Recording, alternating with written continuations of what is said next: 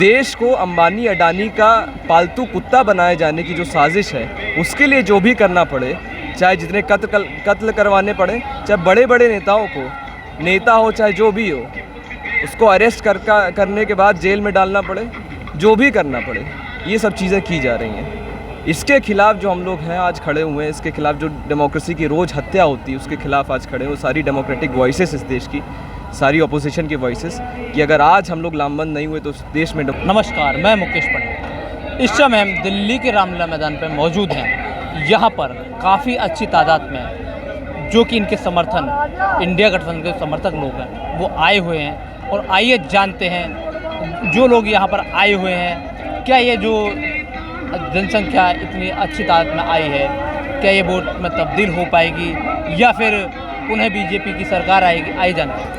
ये भाई साहब, जो यहाँ जो भीड़ है, क्या मायने इसमें? भीड़ का मायना ये है कि जिस तरीके से आज़ादी के आंदोलन में अंग्रेज़ों को यहाँ से भगाया गया था, भगाने के लिए जो लड़ाई लड़ी गई थी, जो लामबंद हुए थे लोग, अपना पर्सनल सेक्रीफाइस करके, नौकरियाँ छोड़ के, अलग अलग तरीक़ों से लोगों ने सेक्रीफाइस किया, उसी तरीके की आज एक ये जो भीड़ जमा हुई, आज ये जो रैली, महारैली हुई है, उसका मायना यही है कि आज जो इस देश की सरकार है, उस सरकार से कुछ ज़्यादा ही एक डिक्टेटोरियल सरकार बनने की ओर बढ़ पड़ी है। वो कोई डेमोक्रेटिक सरकार अब हम लोग देखते हैं ऐसा रहा नहीं है। वो देख रहे हैं कि किस तरीके से लगातार अपोजिशन को शांत करने के लिए, इस पूरे देश की डेमोक्रेसी को ख़त्म करने के लिए, और डेमोक्रेसी सिर्फ इस वजह से ख़त्म करनी है ताकि जो उनके पूंजीपति हैं उनको ज़्यादा से ज़्यादा पैसा दिया जा सके। देश को अंबानी अडानी का पालतू कुत्ता बनाए जाने की जो साजिश है, उसके लिए जो भी करना पड़े, चाहे जितने कत्ल करवाने पड़े, चाहे बड़े बड़े नेताओं को, नेता हो चाहे जो भी हो, उसको अरेस्ट करने के बाद जेल में डालना पड़े, जो भी करना पड़े, ये सब चीज़ें की जा रही हैं। इसके खिलाफ जो हम लोग हैं आज खड़े हुए हैं, इसके खिलाफ जो डेमोक्रेसी की रोज़ हत्या होती है उसके खिलाफ आज खड़े हैं। वो सारी डेमोक्रेटिक वॉइसेस इस देश की, सारी अपोजिशन की वॉइसेस, कि अगर आज हम लोग लामबंद नहीं हुए तो इस देश में डेमोक्रेसी नहीं बचेगी। आपने हर बात में अपने डेमोक्रेसी की बात की कि डेमोक्रेसी नहीं बचेगी, लोकतंत्र नहीं बचेगा। क्यों, ऐसा क्यों लग रहा है आपको लोकतंत्र नहीं बचेगा? लोकतंत्र इस वजह से नहीं बचेगा, देखिए अब ईडी है, सीबीआई है, अलग अलग सरकारी जो संस्थाएँ हैं, उसको बीजेपी आरएसएस का टूल की तरह इस्तेमाल किया जा रहा है। वो करप्शन रोकने के लिए अब वो नहीं है, वो ये है कि अब कैसे जो अपोजिशन की पार्टी हैं उनको सताया जा सके, उनको देश से ख़त्म कर दिया जाए। अब तो बोल ही रहे हैं कि बीजेपी आरएसएस के लोग बोल ही रहे थे कि अरविंद केजरीवाल की पार्टी के तो अरविंद केजरीवाल अरेस्ट ही हो गए, मनीष सिसोदिया अरेस्ट ही हो गए, संजय सिंह अरेस्ट ही हुए, अब अरेस्ट ही हो गए। अब इनकी पार्टी एक हफ्ते की मेहमान है, बचेगी थोड़ी ना। तो लोग चाहते हैं जैसे भी किसी भी हथकंडे से, चाहे अरेस्ट करना हो, अरेस्ट हो जा रहा है, चाहे हमारे नेता को सीपीआईएमएल के मनोज मंजिल को एक सामंती साजिश के तहत उम्र कैद की सज़ा सुना देना हो, चाहे ये सब हो, कैसे भी, या खरीद रहे हो कि कोई बिक जा रहा है तो उसको ऐसे तोड़ देना, पार्टी को ख़त्म कर देना, अपोजिशन की वॉइसेस को सारी ख़त्म कर देना, केवल एक पार्टी बचेगी। जैसे one party one leader Hitler का था, वही उसी तरीके से इस देश को भी चलाए जाने की पूरी कोशिशें चल रही हैं। आपने जो बात कही कि हिटलर वाली जो बात, यहाँ तो लोकतंत्र हिटलर कहाँ से? हाँ, यहाँ तो लोकतंत्र हिटलर कहाँ से आ गया? हिटलर बीच में यहाँ इसी से आ गया, क्योंकि हिटलर से पहले भी जर्मनी में लोकतंत्र था, लोकतांत्रिक इलेक्शन होते थे। जब से आया तब से हो नहीं पाए, यही है मोदी कहानी। और मोदी तो ये कहते हैं अब की बार 400 पार। 400 पार देखिए ना कैसे हो रहा है। 400 पार मेयर की इलेक्शन चंडीगढ़ में देखिए, वैसे ही होगा 400 पार। अरेस्ट करके होगा, धांधली करके होगा, पैसा कॉरपोरेट से लेकर के होगा, कांग्रेस के बैंक अकाउंट फ्रीज करके होगा ताकि वो लड़े ना पाए, उसको पैसा ही नहीं मिले, तो वो अब चुनाव ही नहीं लड़ पाएगी। तो ऐसे ही 400 पार होगा, करने की साजिश में है, इसको कामयाब नहीं होने देंगे। संसद से सड़क तक, अगर आप संसद को ख़त्म करना चाहेंगे तो फिर सड़क से आवाज़ निकलेगी और आपको उठा के पटक दिया जाएगा, इस देश से उखाड़ के फेंक दिया जाएगा। आप किसी भी मुगालते में ना रहें। आपने कहा कि कामयाब नहीं होने देंगे। हाँ, ये लगातार दूसरे सीएम को डाल दिया, पहले हेमंत सोरेन, फिर केजरीवाल, उधर कांग्रेस के खाते फ्रीज करना, इन सब चीज़ों को लेकर क्या आपको लग रहा है कि आप इन चीज़ों को बचा पाओगे? देखिए, सवाल अंत में वही है कि जो लोगों को अरेस्ट किया जा रहा है, एक जनता की जो लोकतांत्रिक एक इलेक्टेड, डेमोक्रेटिकली इलेक्टेड लीडर को अरेस्ट कर देना, इस तरीके से एक जनता की आवाज़ को सप्रेस करना होता है। जनता की आवाज़ जो है, जनता चाह रही है कि वो नहीं चाहती कि वो अडानी अंबानी के पूरा नाम कर दिया जाए देश। वो नहीं चाहती कि सारे जो PSUs हैं, पब्लिक जो सेक्टर कंपनीज़ हैं, जो भी है, मतलब अंडरटेकिंग वाली जो सेक्टर, पब्लिक सेक्टर वाली जो कॉरपोरेशंस हैं, उनको अंबानी अडानी प्राइवेटाइज़ कर दिया जाए, क्योंकि उससे रिजर्वेशन ख़त्म होता है। इस देश के ज़्यादातर लोग नहीं चाहते हैं, पर सरकार तब भी कर रही है। और उस ऑपोजिशन की, अगर देश के ज़्यादातर लोग बोलें उसके खिलाफ़ कि ऐसा नहीं होना चाहिए, उनको रिप्रेजेंट करने वाले नेता होते हैं। आप उनको अरेस्ट कर लीजिएगा तो उसका मतलब ये नहीं कि उनके खिलाफ़ जो आवाज़ होती है वो ख़त्म हो जाएगी, आवाज़ तब भी रहेगी। अगर संसद के लोगों को अरेस्ट करिएगा तो वो सड़क से आवाज़ उठेगी, और वो इतनी ज़बरदस्त उठेगी कि आपको उखाड़ फेंका जाएगा। मोदी जी हर बात कह रहे हैं कि मोदी की गारंटी क्या है? मोदी की ये गारंटी, मोदी गारंटी ये है कि सारे देश को अंबानी अडानी नाम कर देना, बेरोज़गारी सबसे 50 साल में सबसे ज़्यादा चरम पे पहुंचा देना, यही गारंटी है मोदी की। मोदी गारंटी ये है कि लोकतंत्र को हर ज़रूरत, हर कोशिश की जाए ख़त्म करने की, ये गारंटी है। वो गारंटी करता कि मैं हर कोशिश करूँगा लोकतंत्र को इस देश से ख़त्म करने की, वो इसकी गारंटी है। मानते हैं तुम्हारी है, बट हम लोग ख़त्म नहीं होने देंगे, ये हम लोग की गारंटी है। मोदी की गारंटी ये भी तो हो सकती है कि वो सरकार में जो अपने कहा है कि राम मंदिर वाला मुद्दा हो गया या 370 हो गया, जो कि आजकल लोग कहते हैं कि 370 ख़त्म कर दिया, क्या 370 ख़त्म हुआ है क्या?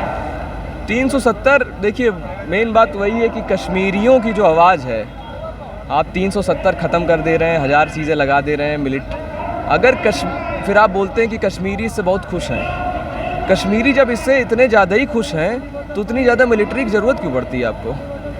कांग्रेस की सरकार थी उस टाइम, हम लोग देख रहे थे कि कुछ मुख्य धारा से कश्मीर जुड़ रहा था, इन द सेंस कि कुछ वोटिंग बढ़ रही थी उसकी, जो वोटिंग परसेंटेज था वहाँ का इलेक्शंस में। अब मोदी सरकार आई, इलेक्शंस में वोटिंग परसेंटेज ख़त्म हो गया, उनका जो रेस्ट ऑफ द इंडिया के ऊपर जो विश्वास था वो उठ गया है। तो जब आप ऐसे समझ रहे हैं कि कश्मीरी खुश हो गए, तो खुश होने वाली बात तो नहीं है। आप लगातार वहाँ से आ रही इन्फॉर्मेशन को सेंसर करते हैं, लगातार जर्नलिस्ट को अरेस्ट करते हैं। ये सब क्यों करने की ज़रूरत पड़ जा रही है? इस वजह से पड़ जा रही है ना, क्योंकि वो खुश नहीं है, बहुत परेशान है। और अगर वहाँ पर मिलिट्री नहीं रहेगी तो फिर क्या होगा आप भी नहीं जानते हैं। और जो तो ये कहते हैं कि मैं भी मोदी का परिवार, जो हैशटैग चलाया है कि मोदी का देश, मोदी का परिवार, क्या है?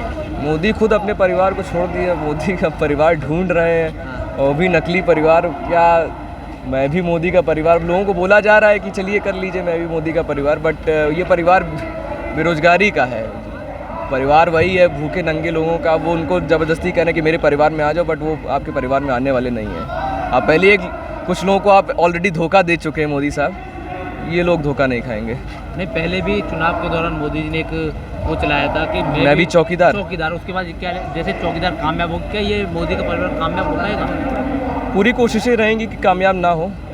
सवाल सिर्फ इस इलेक्शन का तो नहीं है, इलेक्शन में हम लोग यही देख रहे हैं कि हम लोग की जीत हो, सुनिश्चित करेंगे।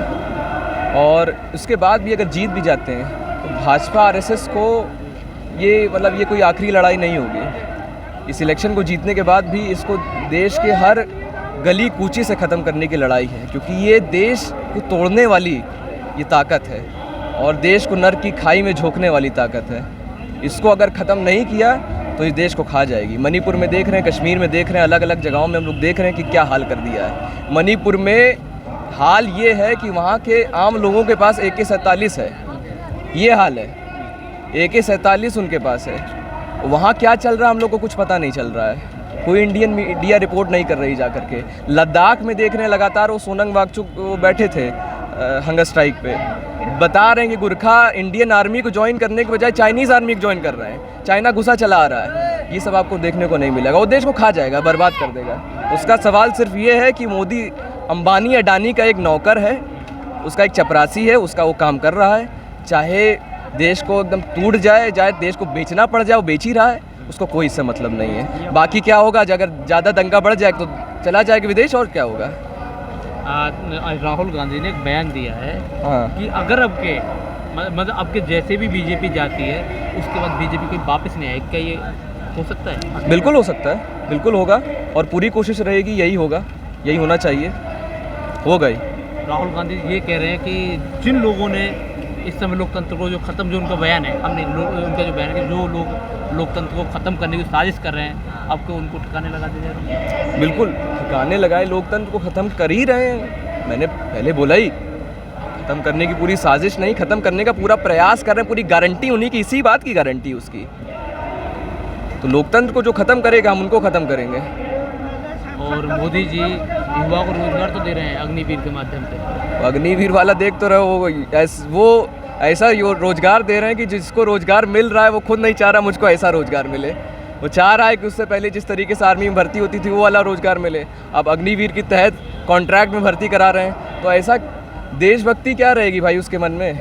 आप देश के मतलब देश के साथ लड़ते हैं, देश की सुरक्षा करते हैं, तो आप कॉन्ट्रैक्ट तो मन में लेकर के नहीं चलते कि मेरा 4 साल का कॉन्ट्रैक्ट है, 4 साल बाद तो हम नहीं करेंगे। आप तो हमने जी जान दी, आप तन मन के साथ हैं, तो आप ऐसे नहीं कर पाइएगा। और रिकॉर्ड रहा, इवन आई थिंक इस पर तो उसने भी बोला है, हमारे जनरल हैं पुराने, तो उसने बोला था कि कॉन्ट्रैक्ट वाली आर्मी का जो परफॉर्मेंस रहता है वो हमेशा ख़राब रहता है वॉर में। जो रावत जी हैं। रावत जी, हाँ। और एक बात और निकल के आ रही है सामने कि बीजेपी वाले ये कह रहे हैं कि इस समय सीजे चंद्रचूड़ बिक चुके हैं। बीजेपी वाले सबको अपने जैसा समझते हैं ना, उनको उनके खिलाफ कोई भी अगर कुछ बोलने लगे, DY चंद्रचूड़ आकर के कुछ एक रैशनल वॉइस रखते हैं एक भारतीय समाज की, तो उनको लगता है वो बिक चुके हैं, क्योंकि वो खुद अपने को सबको जैसा समझते हैं, मतलब को लगता है सब हमारे जैसे हैं। अब उसकी खुद मीडिया बिक जाती है, उसको लग रहा है ये भी बिक गया है। वो उसके दिमाग में इसके परे कोई चीज़ हो ही नहीं सकती है, उसको लगता है पैसा दे करके ही चीज़ें चलाई जाती हैं। अभी आपने देखा कि जो शांतनु भाई ने किस अच्छे तरीके से हर बात का बेबाकी के साथ जवाब दिया, और ये भी कहा कि जो ये सरकार है बीजेपी की सरकार, इसको अब उखाड़ फेंकने का काम करेंगे। और जो ये डर के कारण केजरीवाल हो या हेमंत सोरेन हो या कांग्रेस के खाते फ्रीज करने की बात हो, ये बीजेपी सरकार डर के कारण ये सब कर रही है। आप जुड़े रहिए हमारे साथ। मैं मुकेश पंडित, जय हिंद, जय भारत।